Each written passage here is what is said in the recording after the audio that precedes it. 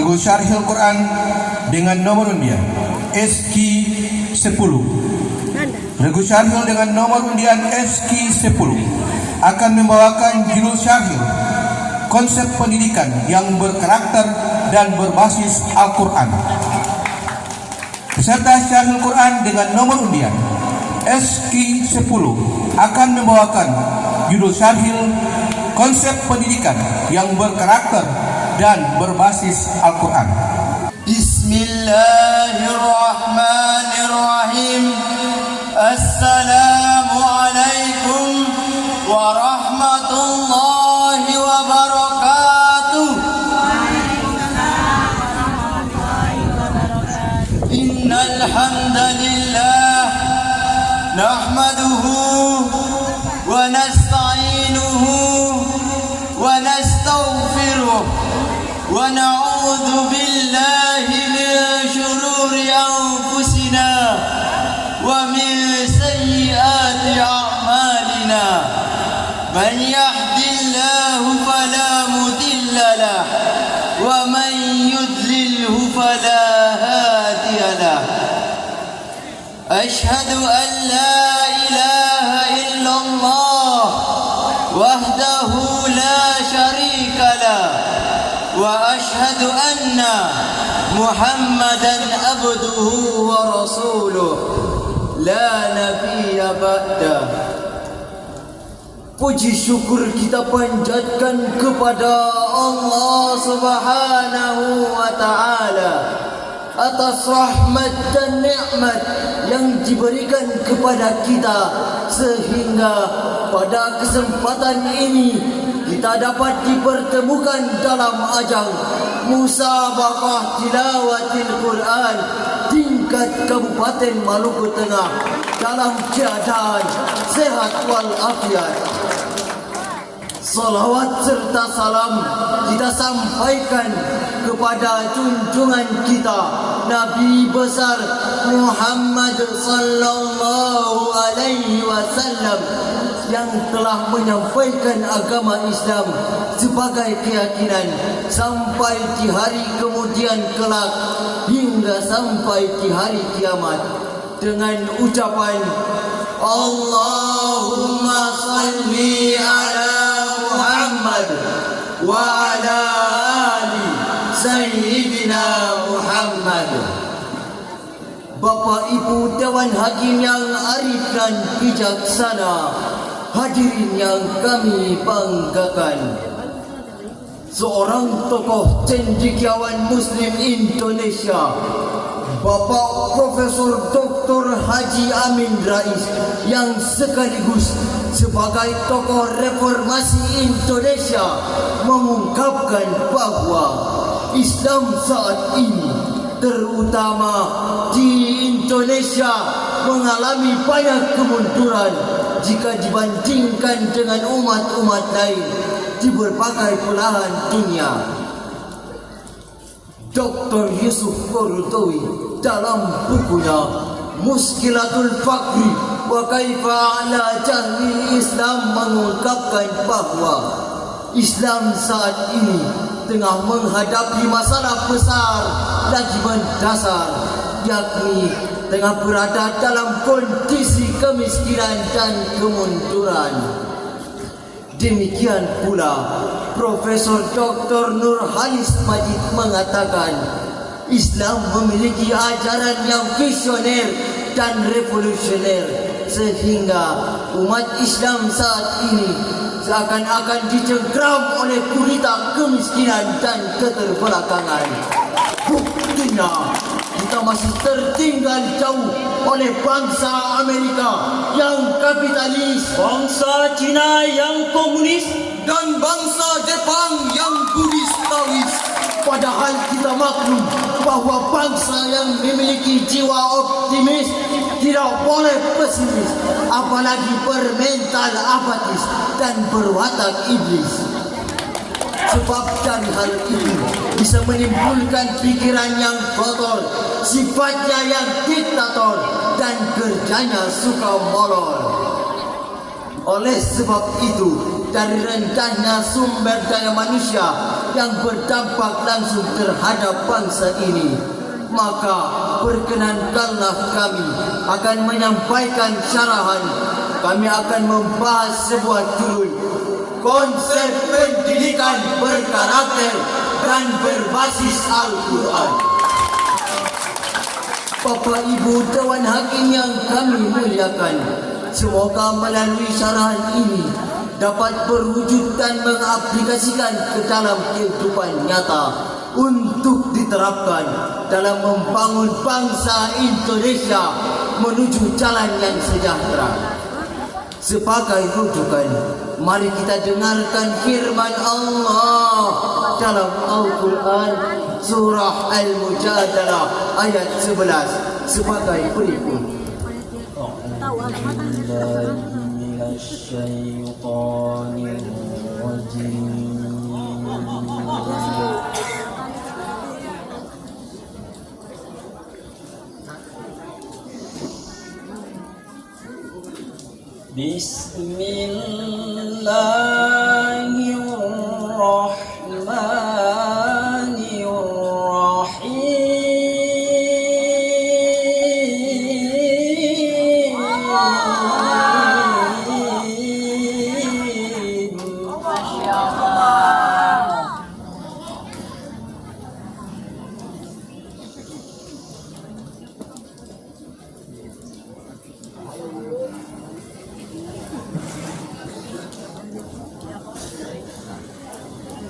Ya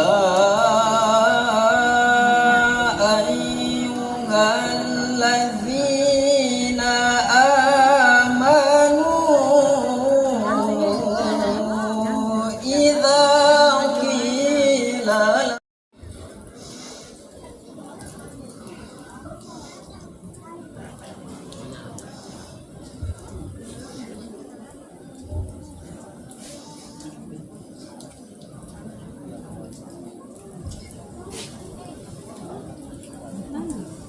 إذا قيل لكم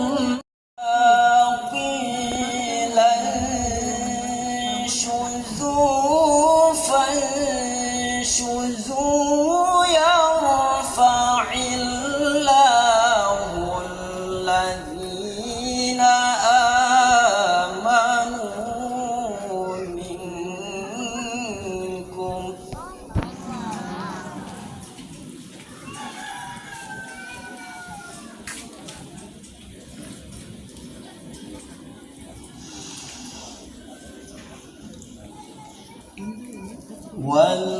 والذين أوتوا العلم درجات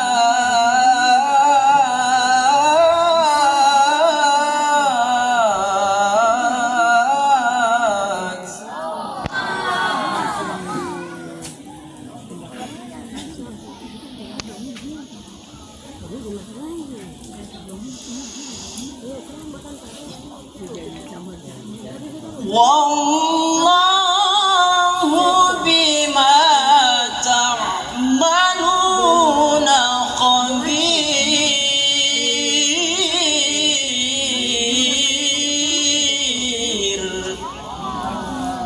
Hamba berlindung kepada Allah dari godaan syaitan yang terkutuk dengan menyebut nama Allah yang Maha Pengasih lagi Maha Penyayang.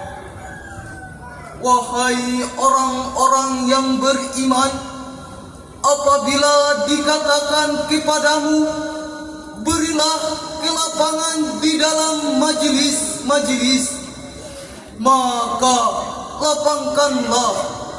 Niscaya Allah akan memberi kelapangan untukmu. Dan apabila dikatakan berdirilah kamu, maka berdirilah.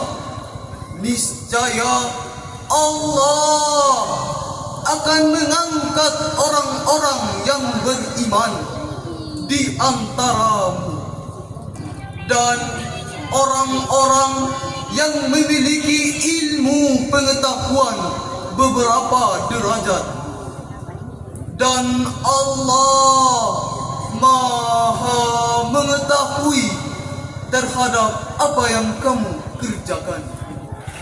Dewan Hakim yang bijaksana, hadirin yang kami banggakan, sejalan dengan ayat tersebut, maka Rasulullah sallallahu alaihi wasallam mengingatkan kita bahawa diyal asasul lahutiyyu li khalqi mawarid basyariyatan jayyidah. Hadis tadi merupakan landasan teologis dalam mewujudkan sumber daya manusia yang berkualitas untuk membangun bangsa, yakni melalui peningkatan yang penuh dengan pendidikan yang berbasis dengan keimanan.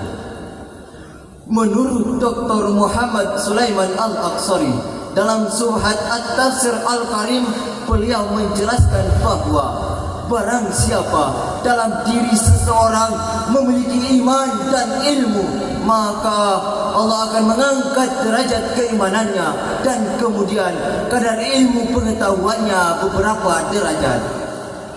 Dengan demikian hadirin, kalau mewujudkan sumber daya manusia yang berkualitas, maka kita harus menciptakan pendidikan yang mampu memperdayakan iman dan ilmu, sehingga nantinya akan lahirlah sumber daya manusia yang handal dan profesional.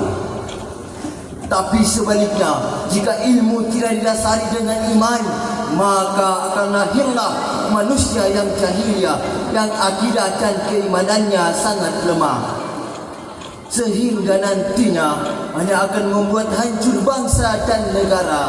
Selain itu hadirin, dari rendahnya sumber daya manusia,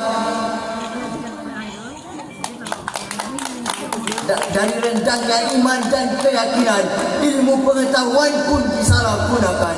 Contoh kecilnya, orang miskin kalaupun dia mencuri hanya untuk mencari makan sehari-hari, orang bodoh kalaupun dia mencuri hanya untuk mencari sesuap nasi.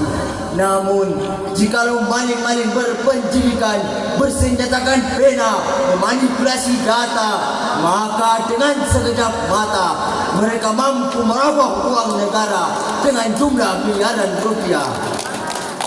Seperti yang tertuang dalam syair bersenandung sebuah lagu yang diciptakan oleh grup band Kusplus, yang sebagian liriknya sebagai berikut. Bukan lautan hanya kolam susu, itulah sebabnya sehingga Indonesia selalu banyak terlilit masalah, dari kasus korupsi sampai kasus narkoba. Namun masih banyak orang mengatakan negeri ini adalah negeri demokrasi. Padahal anehnya masih banyak tikus-tikus berdasi yang melakukan korupsi tanpa ada rasa malu terhadap rakyatnya. Jika kita jujur hadirin dan mau menghitung-hitung soal korupsi ini, maka kita bisa melihat mulai dari oknum polisi, jaksa, hakim, sampai kepada Mahkamah Agung dan KPK ikut bermain dan terlibat dalam hal ini. Na'udzubillahi min dzalik. Akibat dari sifat-sifat buruk inilah, supaya kita tidak terjerumus ke dalamnya, maka marilah kita dengarkan firman Allah dalam Al-Quran surah At-Taubah ayat 105 sebagai berikut. Wa qul i'malu fasayarallahu 'amalakum wa rasuluhu wal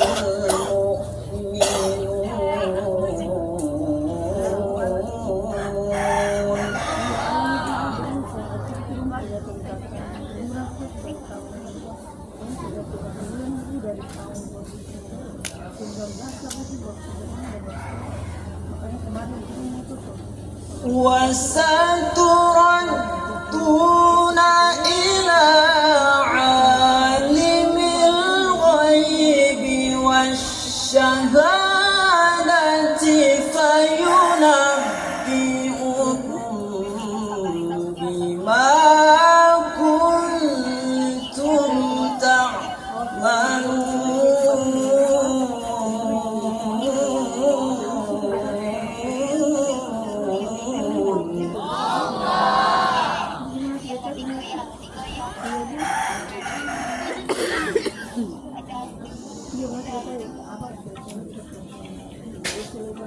وستردون إلى عالم الغيب والشهادة فينبئكم بما كنتم تعملون.